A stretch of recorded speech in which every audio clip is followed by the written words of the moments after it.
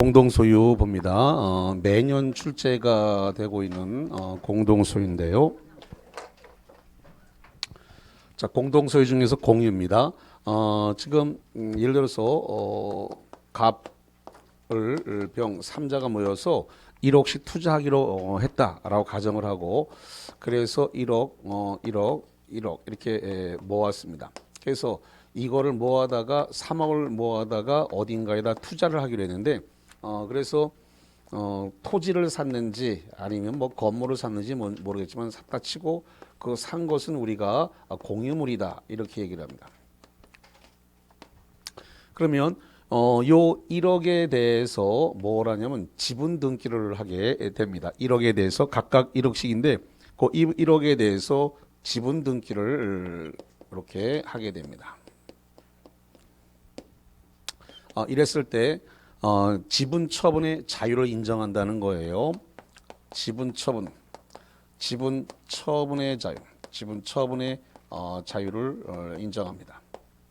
그럼 지분 처분의 자유를 인정하면 갑이라는 사람이 자기 지분, 여기서 이 경우는 이제 지분이 3분의 1씩 등기를 보통 하게 되는데, 지금 똑같은 1호씩이니까 지분이 3분의 1씩 있다 이렇게 보게 됩니다. 3분의 1씩 지분 등기를 했는데, 이 지분 3분의 1에 대해서 갑이 저당권 설정 등기를 다른 공유자의 동의 없이 할 수 있다 없다.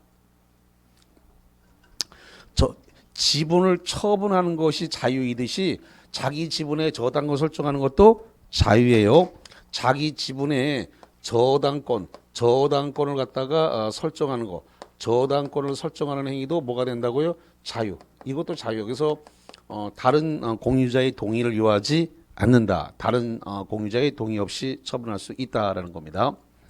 자, 그 다음에 두 번째로서 이 공유물에 대해서 보존 행위를 하려고 한다. 이 공유물에 대한 보존 행위는 각 지분권자 단독으로 할 수 있습니다. 각 지분권자 단독으로. 각 지분권자가 단독으로 할 수 있다. 그 다음에 세 번째로서 공유물에 대한 관리 행위. 공유물에 대한 관리 행위인데요. 이 공유물에 대한 관리 행위는 과반수 지분권으로 결정합니다. 과반수 지분권으로 이렇게 결정을 하게 됩니다. 그러면 공유물의 관리 행위에 뭐가 들어가느냐라고 했을 때 임차인을 갖다가 선정한다든가, 임차인 선정, 그 다음에 임차인에 대한 재계약 또는 계약 거절, 그러니까 갱신 거절 이런 것들, 임차인을 선정한다든가 재계약을 한다든가 갱신 거절을 한다든가 이런 건 전부 다 뭐로 간다고요? 관리행위. 관리행위로 가니까 이 관리행위는 뭘로 결정한다고요? 과반수 지분권으로 결정을 하게 됩니다.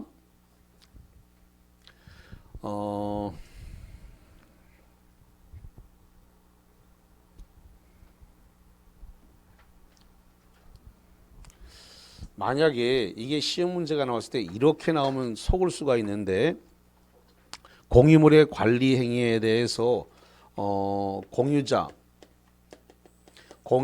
과반수로 결정한다. 자, 이 지문 이거 맞는 거에 틀리는 거예요. 관리 행위에 대해서 공유자 과반수로 결정한다. 자, 이 지문 맞다 틀리다? 이거 틀린 거예요. 과반수인데 공유자 과반수. 공유자가 아니라 저기 뭐라고 돼 있어요? 지분. 이 지분의 과반수의 지분의 과반수로 결정하는 것이지 공유자의 과반수가 아닙니다. 왜냐하면 지금 만약에 5명인데 5명 중에서 한 사람이 지분의 5분의 4를 갖고 있을 수도 있어요. 다시 한번, 어떤 한 사람이 지분을 5분의 4를 갖고 있다고요. 5분의 4. 그럼 나머지 4명이 5분의 1 지분을 소수 지분권자로 이렇게 나눠 갖고 있을 수도 있다고요. 그러니까 공유자 과반수가 아니라 뭐라고요? 지분의 과반수란 말이에요. 지분의 과반수. 그래서 이런 시험 문제를 잘 속는다고 과반수만 따지다가 보면 이게 앞에가 지분의 과반수라고 되어 있는지 공유자의 과반수가 있는지 공유자 과반수가 아니라 지분의 과반수입니다. 지분권에 의한 과반수니까 기출문제가 이것도 나온 적이 있단 말이죠. 공유자 과반수.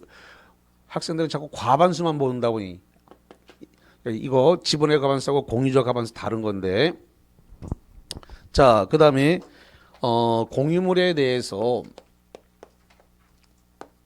공유물에 대해서는 불분할 특약을 할 수 있어요.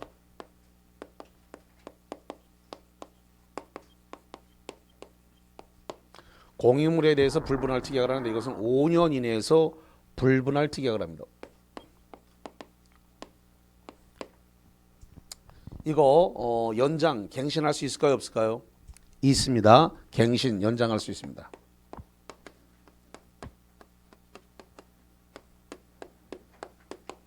갱신, 연장이 가능하다. 갱신, 연장할 수 있다. 이렇게 보면 되겠습니다. 자, 그 다음에 다섯 번째로서 만약에 공유물 불분할 특약이 없다.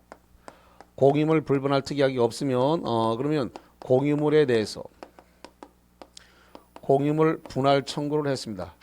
공유물에 대한 불분할 특약이 없었기 때문에 공유물 분할 청구를 하게 되면 이거는 형성권이 되어버립니다. 공유물 불분할 특약이 안 돼 있다면 분할해달라라고 요구하면 형성권이니까 이거는 전원이 참석을 해서 분할해줘야 될 의무가 있다. 이렇게 돼요. 자, 그러면 공유물 분할 청구가 들어오게 되면 협의 분할을 원칙으로 합니다. 협의 분할. 협의 분할이 원칙이고 그 다음에 협의 분할이 안 이루어진다. 협의 분할이 안 이루어지면 재판상 분할을 청구할 수 있습니다. 잠깐만. 처음서부터 협의 분할을 안 하고 재판상 분할을 청구할 수 있다 없다? 없다. 자, 다시 합니다. 협의 분할이 원칙이기 때문에 아예 처음부터 협의 분할을 안 하고 그냥 처음부터 막바로 그냥 재판상 분할을 청구할 수 있다 없다? 없다.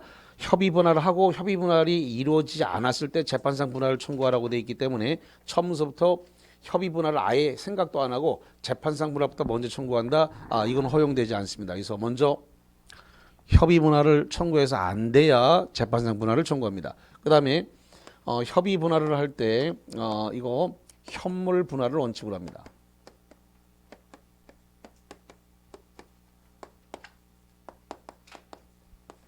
자, 현물 분할이라는 게 뭐냐 그러면 이런 거예요. 지금 공유물이 토지인지 건물인지 모르겠습니다만은 이 토지와 건물을 있는 상태로 그냥 분할을 합니다.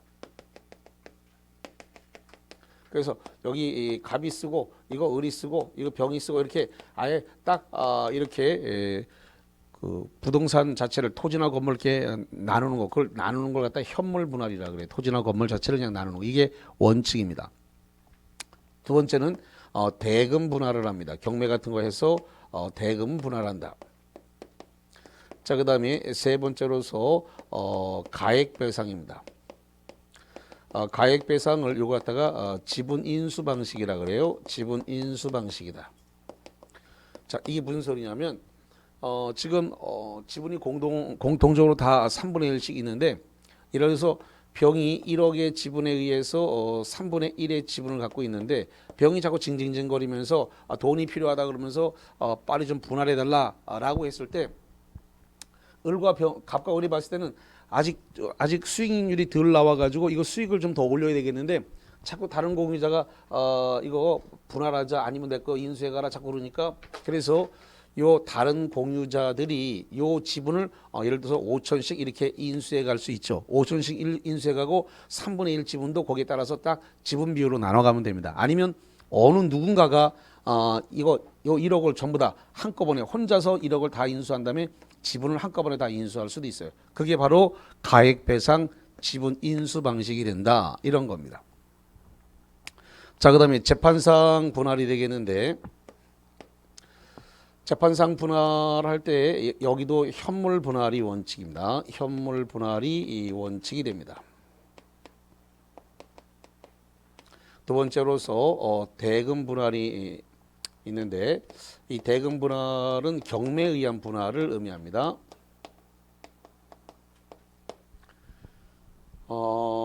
현물 분할이 가능함에도 불구하고 이게 가능해요.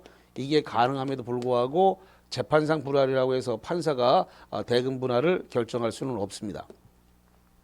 판사가 자기 마음대로 대금 분할해라 이거 안 된다고요. 그러니까 현물 분할이 가능한 상태면 어떻게 하라고요? 현물 분할해야 돼. 아무리 재판이라 하더라도 재판가 마음대로 못한다라고 아예 딱 못 박아져 있어요. 그래서 현물 분할하는 걸 이걸 현물 분할을 뭘로 하도록 있다고요? 원칙. 현물 분할은 토지인지 건물인지 모르겠는데 그 토지나 건물을 그냥 있는 상태로 나누는 게 현물 분할이에요. 이렇게 재판상 분할도 이게 원칙이다. 다만 그렇게 분할을 하게 되면 현저한 가액의 감손이 예상된다. 뭐 이럴 정도가 돼야만이 그러면 대금 분할 경매해갖고 분할해라 이렇게 판결할 수 있습니다. 그래서 현물 분할이 가능함에도 불구하고 대금 분할을 명예훼손 아니 된다 이렇게 법조문에 나와 있으니까 보시면 되겠습니다. 시험 문제는 조금 더 현실적으로 시험 문제가 나와요. 실무에 가깝게 시험 문제가 나오는데 이런 문제가 실무형 문제가 올라오는데 만약에 이 공유물을 관리하고 있는 상태에서 그 공유물이 나대지다. 자, 나대지라는 것은 지목이 된데 거기에 건물이 지어져 있지 않고 비어 있는 상태입니다. 그게 나대지인데 이 나대지에다가 건물을 신축하려고 그래요. 나대지에 건물을 신축하는 행위를 이걸 갖다가 관리 행위로 볼 거냐 아니면 이걸 갖다가 처분 행위를 볼 거냐에 따라서 이게 달라지게 된단 말이죠. 나대지 토지에다 건물을 신축하는 행위는 관리 행위로 본다 그러면 과반수 지분권으로 결정할 수 있죠. 지분의 과반수로 결정을 할 수가 있습니다. 그런데 만약에 처분 행위다라고 한다면 이것은 전원의 동의가 있어야 됩니다. 다시 한번 공유물을 처분한다. 공유물을 갖다가 처분한다라고 했을 때 여기서 공유물은 토지인지 건물인지 그게 공유물이고 지금 여기 3분의 1로 되어 있는 건 지분입니다. 이거 오해가 없으셔야 됩니다. 공유물은 토지나 건물을 처분하는 거고 지분 처분이라는 건 3분의 1로 되어 있는 자기 몫에 해당되는 지분을 처분하는 거예요. 공유물을 처분할 때는 공유자 전원 이 공유자 전원의 동의가 필요하다 이거죠. 그래서 만약에 건물을 신축하는 행위를 처분 행위로 본다면 전원의 동의가 필요한 거고 관리행위다 그러면 과반수 관리행위다 그럼 과반수로서 지분의 과반수로서 결정할 수 있는 거고 처분행위면 전원의 동의가 필요한 것입니다. 그러면 나대지에 건물을 신축하는 행위는 관리행위로 볼까요? 처분행위로 볼까요? 좋습니다. 처분행위로 보아 전원의 동의가 필요합니다. 그래서 과반수 지분권으로 건물을 신축할 수 있다 없다? 없다. 건물 신축은 관리행위로 가지 않는다. 처분행위로 보니까 전원의 동의가 있어야 된다. 이게 이제 자주 물어보는 판례 중에 하나입니다. 자, 그래서 그 관련된 내용 쭉 보셨는데 오늘 그 프린트물을 좀 드렸어요. 그 프린트물과 관련을 해가지고 거기 3번 문제인데 실무형 문제이기 때문에 조금 어렵습니다. 문제가 오늘 프린트물 3번입니다. 자, 3번 문제 보겠습니다. 공유에 대한 설명 중 잘못된 것은 자, 번호로 합니다. 뭐가 틀렸다? 2번 틀렸죠. 2번. 예. 자, 1번부터 토지의 3분의 2 지분을 가진 공유자 3분의 2면 과반수 지분권인가요? 과반수 지분권이죠. 3분의 2니까 3분의 2 지분을 가진 공유자가 다른 공유자의 협의 없이 그 토지 전부를 제3자에게 임대하여 경작하도록 한 경우에 다른 공유자 박스 다른 공유자는 그러면 3분의 1을 가졌으니까 뭐라 부를까요? 소수 지분권자라 그래요.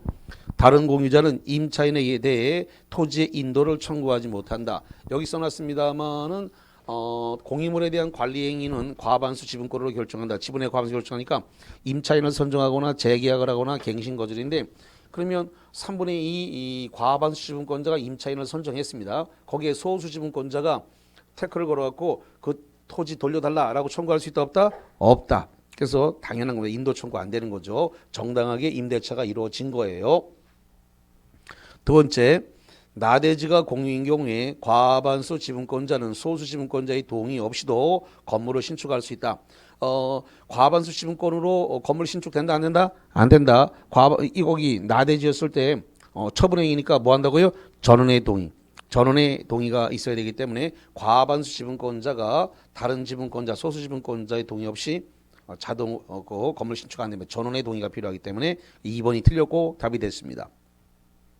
그 다음에 세 번째, 면적이 900제곱미터 토지를 가불병이 균등한 지분으로 공유하고 있다. 그러면 300, 300씩 공유하고 있겠네요. 공유하고 있는데 갑이 그중 특정 부분 300제곱미터를 다른 공유자와 협의 없이 점유하여 배타적으로 점유하고 있는 경우에 을은 병과 갑에게 그 점유 부분에 관하여 자기 지분에 상응하는 부당이득 반환을 청구한다. 그 부당이득이라는 게 뭐냐면 임차료, 지료를 내라고 하는 겁니다.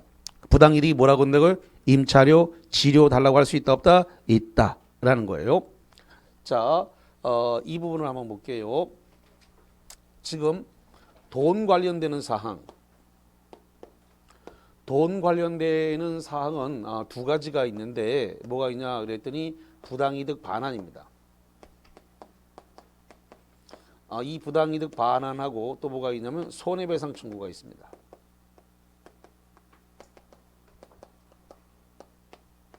이런 것들은 본인 지분만큼만 청구할 수 있습니다. 본인 지분.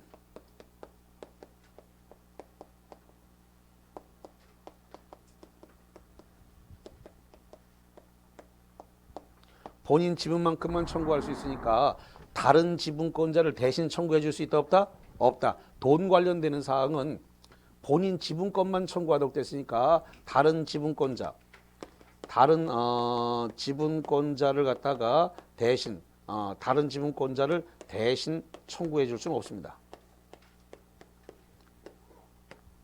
대신 청구가 안 돼요. 그래서 거기 3번에 을과 병은 자기 지분에 상응하는 부당이득, 내 몫에 해당되는 차임 월세 내라라고 할 수 있다는 거죠.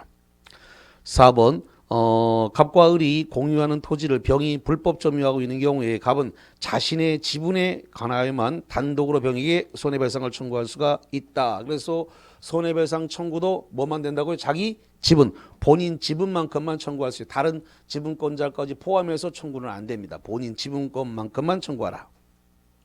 자, 그 다음에 5번 갑니다. 토지 공유자 갑을 병 중 1인인 갑이 공유 토지 전부에 관하여 무단으로 자기 앞으로 소유권 이전 등기를 경유한 경우 슬러시 자릅니다. 공유자 어떤 1인이 세 사람 몫으로 되어 있는 걸 자기 앞으로 그냥 통째로 등기를 해갔어요. 그래서 을은 갑에 대하여 그 등기 전부를 말소할 청구는 없다. 왜 말소 청구가 안 되냐면 값은 자기 몫이 있죠. 자기 몫에 해당되는 등기는 뭐가 되는 거예요? 유효죠. 그러니까 그거 말소 청구는 안 돼요. 그러니까 자기 몫을 뺀 나머지 부분만 말소 청구를 할 수 있으니까 그래서 전부에 대한 말소 청구를 할 수 없다. 그러니까 값의 지분은 빼고 나머지 을, 병의 지분만큼 등기를 말소시켜달라고는 할 수 있습니다. 그러나 전부 말소 청구는 안 되죠. 그렇기 때문에 거기 전부의 말소 청구를 할 수 없다는 말은 맞게 되는 겁니다. 자, 그 다음에 356페이지 쪽으로 한번 가봅니다.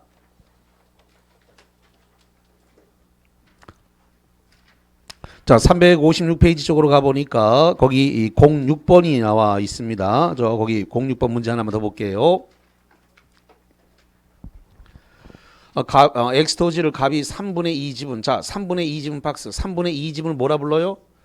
과반수 지분권이라 그래요. 과반수 지분권 3분의 2. 그 다음에 을이 3분의 1. 그럼 을의 3분의 1을 뭐라 불러요? 소수 지분권자라고 부르는 겁니다. 등기하여 공유하면서 관리 방법에 관해 별도로 협의하지 않았다. 다음 중 틀린 것은 이렇게 되어 있습니다. 몇 회라고 되어 있어요? 조그만 것이 잘 안 보이네. 28회라고 되어 있나요? 26회? 예. 자, 1번 봅니다.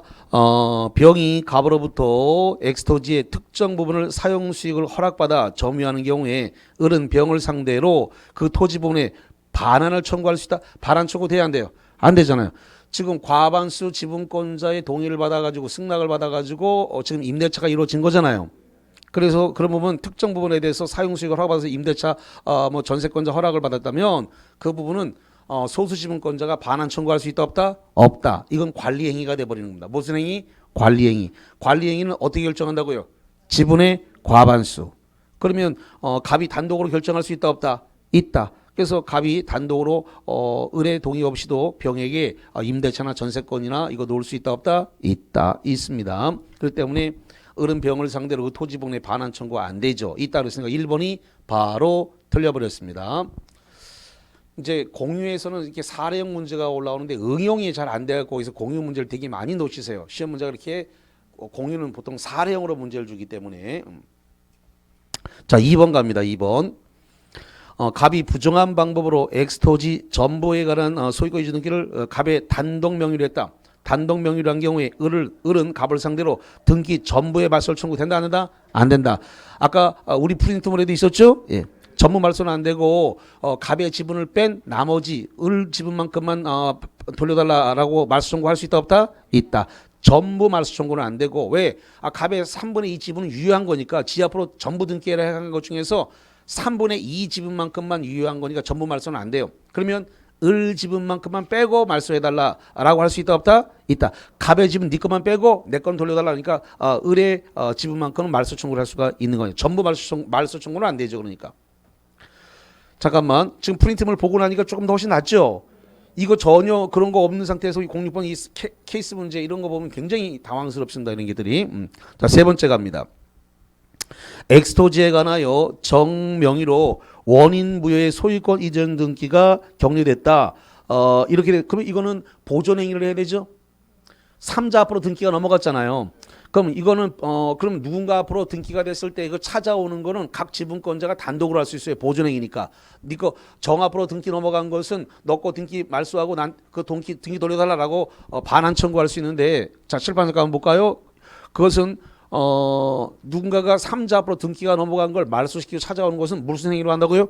보존행위. 보존행위는 각자 지분권자 뭐 한다고요? 단독으로. 갑이 해도 되고 을이 해도 되고 그 전부 등기 을한테 넘어간 등기 전부 말소하고 돌려달라고 청구할 수 있다 없다? 있다. 뭐로 가니까? 보존행위. 보존행위는 지분권자가 뭐 한다고요? 단독으로. 자, 그럼 문제 한번 봅시다. 뭐라고 되어 있나? 3번. 엑스토지에 관하여 정명의로 원인 무효의 소유권 이전 등기가 격리되어 있는 경우에 을은 정을 상대로 등기 전부의 말소를 청구할 수 있다. 무슨 행위다? 보존행위. 보존행위는 지분권자 단독으로 하고 그 등기 원래 상태로 등기 돌려놔라라고 할 수 있다는 겁니다. 보존행위니까. 자, 4번에 무가 엑스토지 후에 무단으로 건물을 신축한 경우에 을은 특별한 사유가 없는 한 자신의 지분에 상당하는 비율의 한도 내에서만 무를 상대로 손해배상을 청구할 수 있다. 잠깐만 7번 봐요. 손해배상은 돈 관련되는 거죠. 돈 관련되는 것은 뭔만큼 된다고? 본인 지분만큼만. 그러니까 을이 손해배상 청구하면 자기 지분만큼만 손해배상 청구를 하고 갑 것을 대신 손해배상 청구해 줄 수 없다. 돈은 자기 것만 해야 돼. 그러니까 같은 공유자라 해서 대신 누구 거 갑의 거를 갖다가 을이 대신해서 을이 갑 것까지 같이 손해배상 청구는 안 돼요. 자기 몫만큼만 주장해야 돼요. 그러니까 지금 무가 엑스토지에 무단으로 건물을 신축했으니까 을은 자기 지분 을 지분만큼만 무를 상대로 뭘 청구했다고요? 손해배상. 그래서 부당이득 반환 청구를 하든 여기서 나왔습니다. 부당이득 반환 청구를 하든 손해배상 청구를 하든 자기 본인 지분만큼만 청구할 수 있어요. 다른 지분권자 안 돼요. 그러니까 이런 걸 딱 정리해 놓으면 아무리 사례형 문제가 나와도 이건 실무기 때문에 그대로 다 적용할 수 있는 겁니다. 5번 엑스토지가 나되어 있는 경우에 갑은 을의 동의 없이 건물을 신축할 수 없다. 나대지에다 건물을 신축하는 행위 무슨 행위다? 처분행위. 자, 여기 봐 여기 건물을 신축하는 행위 뭐라고요? 처분행위. 그 뭐 해야 돼? 전원의 동의. 그래서 우리 이제 프린트물 3번에 2번이 틀린 거잖아요. 그래서 3번에 2번은 거기 지금 과반수 지분권자 단독으로 결정을 했기 때문에 우리 프린트물 3번에 2번에 건물을 신축하는데 과반수 지분권자가 자기 혼자 신축을 결정했기 때문에 3번에 우리 프린트물 3번에 2번에 틀렸듯이 거기 06번에 5번 나대지인 경우에 갑은 을 동의 없이 건물을 신축할 수 없다는 말은 맞는 거예요. 그래서 좋습니다. 거기까지 정리됐고 그다음에 이제 용익물권으로 가보겠습니다. 용익물권 중에서 지상권으로 옮겨갑니다. 자, 지상권입니다.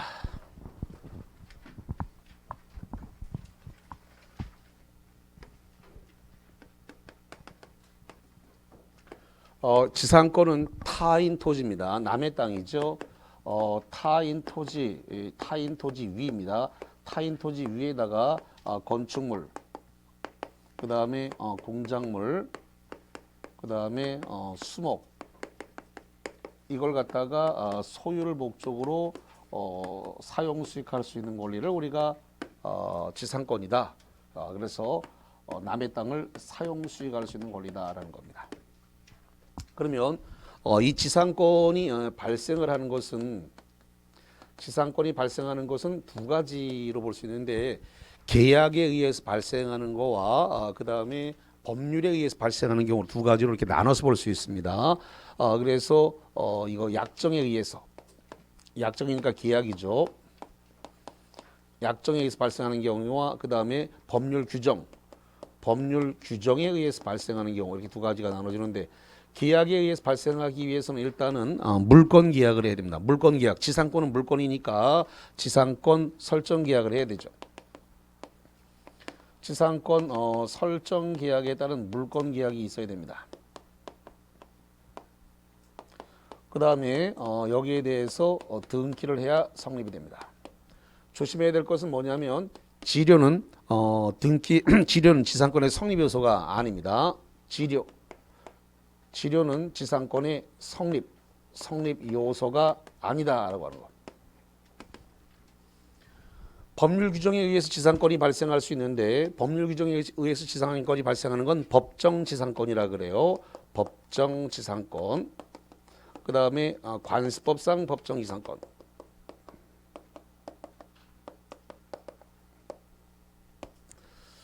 자, 그래서 지금 이 법정 지상권, 관습법상 지상권, 이 법정 지상권은 법률에 규정되어 있는 거고, 관습법상 법정 지상권은 판례가 규정한 거다, 이런 뜻인데, 이거는 일단 쉬었다가 와서 할 거고요. 일단 오늘 지상권부터 이 시간은 먼저 마무리하고 쉬었다 와서 법정 지상권과 관법지를 하겠습니다. 자, 두 번째로서 이 지상권에 대해서는 존속 기간이 있는데, 존속 기간에 관해서 최단 기간을 보장을 한다는 겁니다. 최단 기간. 그래서 견고한 건축물이다. 이 견고한 건축물이라고 하는 게 석조, 석회조, 연화조, 조적조, 콘크리트조, 이런 것들은 견고한 건축물인데, 최단 기간은 30년입니다. 그 다음에 일외의 건축물. 일외의 건축물이라는 것은 견고한 건축물 외라는 겁니다. 견고한 건축물 외가 되면 목조를 의미합니다. 일외의 건축물이면 목조인데, 이 목조에 의한 건축물은 15년이 최단 기간입니다. 그 다음에 세 번째로서 이 건축물이 아닌 공작물입니다.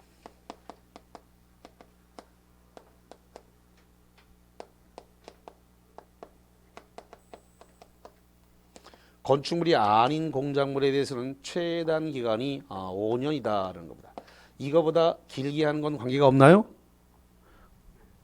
최단 기간이라고 돼 있으니까, 최단 기간이니까 이거보다 짧지만 않으면 되잖아요. 예. 그럼 이거보다 뭐 한다고요? 길게 하는 건 관계가 있다 없다? 없다. 그래서 최장은 제한이 없어요.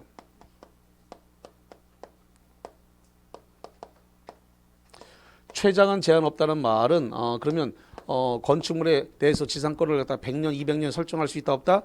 있다. 영급 무한으로 해도 돼요. 왜냐하면 제한이 없으니까. 최단 기간만 보장을 하는데, 자, 여기서 이 기간보다 짧게 정해졌습니다. 견고한 건축물을 갖다가 지상권의 존속 기간을 20년으로 정했을 때 무효다. 그럼 맞아요, 틀려요? 틀리는 거 맞아요. 견고한 건축물인데 최단기가 20년으로 정했다 해서 무효가 되는 건 아니고, 20년으로 정하면 자동으로 30년 되는 겁니다. 이거보다 짧게 정하면 최단 기간을 보장하니까 최단 기간으로 보는 겁니다. 그래서 견고한 건축물인데 20년 지상권 설정해 놓으면 자동으로 몇 년 한다고요? 30년. 그러니까 20년 했다고 해서 무효가 되지는 않는다. 그래서 이거보다 짧게 정했다고 해서 무효가 되는 게 아니라 최단 기간을 보장하는 쪽으로 가는 거기 때문에 무효가 되지는 않습니다. 자, 그래서 거기를 좀 보시고, 그 다음에 세 번째로서 만약에 지료가 있다. 지료는 원칙적으로 무상이 원칙입니다. 근데 예외적으로 유상이다. 유상이다라고 하면 이것은 등기를 해야 합니다. 유상일 때는 등기를 해야 되고 등기를 해야 됩니다. 불구하고 등기를 만약에 안 했다. 안 한 상태에서 지상권이 이전됐습니다. 유상인데 등기를 안 해놨다. 그러면 이게 지상권이 이전되면 뭐로 바뀌냐면 무상으로 바뀌어버립니다. 뭐로 바뀐다고요? 무상으로 바뀌어버려요. 그러니까 유상일 때는 꼭 등기를 해야 됩니다. 등기 안 하면 무상으로 바뀌고 그러니까 당연히 지료 증액 청구권도 발생을 안 합니다.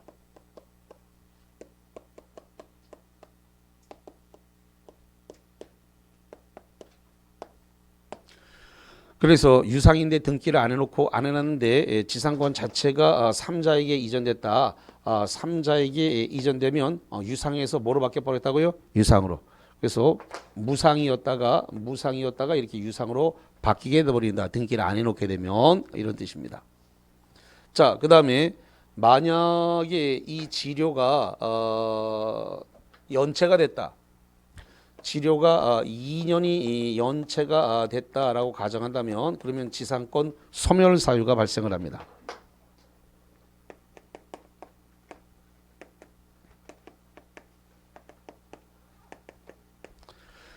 지상권이 2년 연체가 되면 지상권 소멸 사유다. 그런데 지상권이 설정되어 있는 토지가 지상권이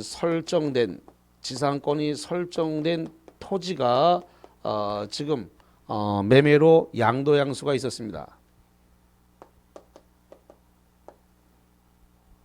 매매로 양도됐습니다. 양도됐을 때 이 양수인에게 2년을 연체해야만이 지상권 소멸이 됩니다.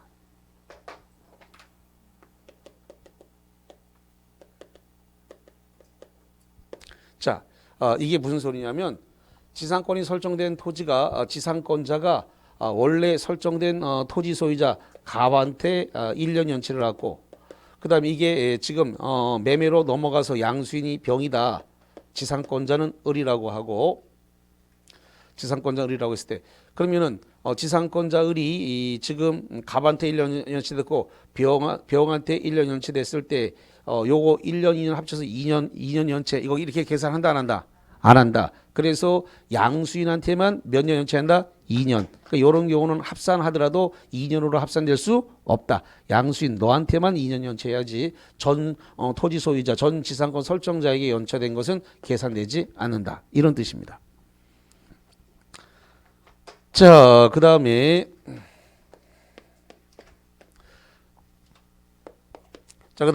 지상권이 원래 남의 땅을 이용하면서 거기다가 건물, 공작물, 수목을 소유를 목적으로 지상권을 설정하는 게 일반적인데 담보 목적에 지상권이 설정되는 경우가 있다는 겁니다. 무슨 목적이라고요?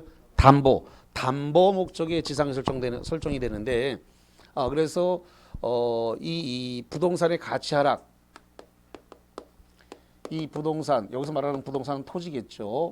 이 부동산의 가치 하락 이 가치 하락을 방지하기 위해서 지상권이 설정될 수가 있습니다. 이런 경우는 담보 지상권이라고 그래요. 뭐라 한다고요? 담보 지상권. 담보 지상권은 누가 걸을까? 저당권자가 걸어요. 다시 한번 지금 토지를 담보 잡았어요. 은행이. 그런데 토지 소유자가 거기다 건물을 못 짓게 하기 위해서 저당권자인 은행이 그 토지 위에다가 뭘 설정해놨다고요? 지상권. 그래서 은행이 그 땅을 사용 수익할 목적이 아니라 그 토지 소유자 건물을 신축함으로써 가치 하락이 발생하니까 그걸 막기 위해서 담보부동산에다가 지상권을 설정했다. 그래서 그걸 뭐라 한다고요? 담보지상권. 담보지상권 누가 걸었다고요? 은행을 뭐라 한다? 저당권자. 저당권자가 저당 토지 위에 담보지상권 설정했습니다. 그러면 이 경우는 30년, 15년, 5년을 보장하는 것이 아니에요. 피담보 채권이 변제가 되면 저당권 소멸했죠. 저당권 소멸하면 담보지상권도 뭐한다? 소멸한다. 이 경우는 30년, 15년, 5년을 보장하는 게 아니에요. 왜냐하면 사용수익 목적이 아니라 담보가치 목적으로 해놨기 때문에 그렇습니다. 자, 그 다음에 다섯 번째로서 이 지상권을 갖다가 지상권을 제3자에게 양도를 금지시킨다든가 임대 금지라는 특이하기를 해놨다 치죠. 지상권을 양도하거나 임대 금지 특약을 했다라고 하더라도 이것은 무효다라는 겁니다. 효력이 없다는 소리예요. 재산권이기 때문에 양도 금지, 임대 금지 특약은 무효, 효력을 인정하지 않는다. 이렇게 정리를 하겠습니다. 자, 그 다음에 여섯 번째로서 이 지상권도 물권이니까 상린관계 적용할까요? 안 할까요? 상린관계 당연히 적용이 되는 거고요. 그 다음에 일곱 번째로서 이 지상권이 소멸을 했습니다. 지상권이 소멸을 했어요. 지상권이 소멸했는데 지상물이 현존합니다. 지상물이 현존을 하게 되면 그럼 여기서 말하는 지상물은 뭐냐 그러면 건축물이라든가 건축물 그 다음에 공작물 그 다음에 수목입니다. 견고한 건축물만 30년이라 수목도 30년입니다. 다시 한번 뭐도 30년이라고요? 수목도 30년입니다. 그러면 지상권이 계약기간 만료로 소멸하게 됐는데 건축물, 공작물, 수목이 지상물이 현존하면 계약갱신을 요구할 수 있습니다. 계약갱신.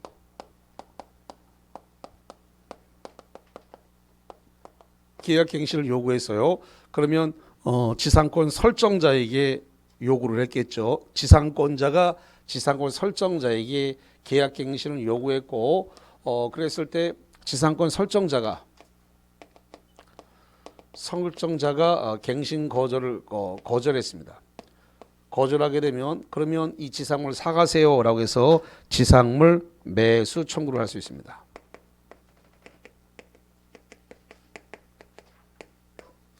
지상물 매수 청구를 하고 이 지상물은 형성권입니다. 그럼 형성권이란 말은 사주세요라고 매수 청구하는 순간 사줘야 될 법률적 의무가 발생했다.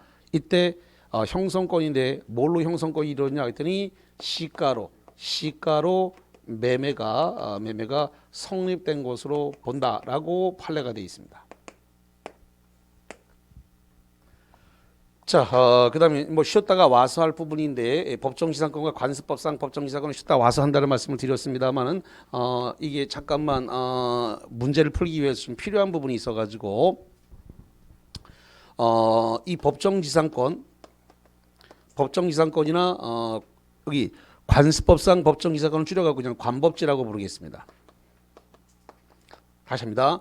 관습법상 지상권을 줄여서 뭐라고 부른다고요? 관법지, 관습법상 법정지상권 판례가 인정했다 이런 건데요. 물론 좀 이따 쉬었다가 와서 따로 판서해 드릴 겁니다만은 이 법정지상권이나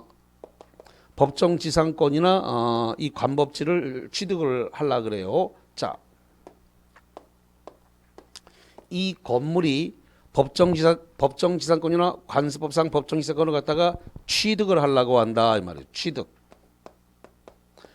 이 법정지상권이나 관법지의 취득은 민법 187조를 적용하니까 등기 없어도 취득이 됩니다. 다시 한번 법률 규정에 의한 취득이니까 뭐가 없어도 된다고요? 등기가 없어도 돼요. 민법 187조에 의한 취득이기 때문에 등기가 필요 있다 없다? 없다. 등기 없어도 취득을 합니다. 그런데 이 건물은 법정지상권이 붙어 있거나 관법지가 붙어 있거나 둘 중에 하나가 붙어 있다라고 가정을 할게요. 이걸 갖다가 지금 을이 이걸 갖다가 병한테 이렇게 팔라 그래요. 아니 팔았어요. 매매로. 그랬을 때 이 병은 승계 취득이 된단 말이죠. 무슨 취득이라고요? 승계 취득이에요.